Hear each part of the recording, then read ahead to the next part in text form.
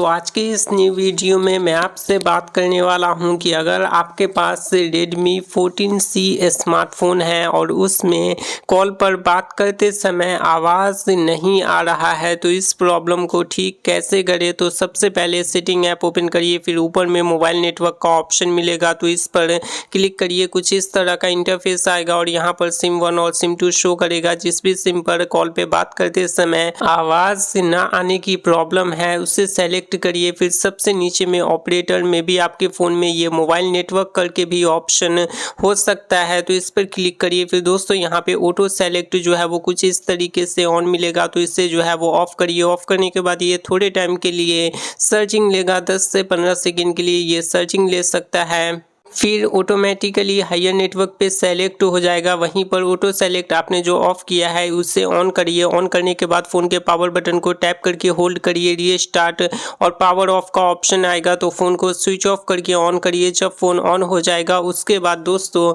यहाँ पे कॉल पे बात करते समय आवाज़ आने लगेगी।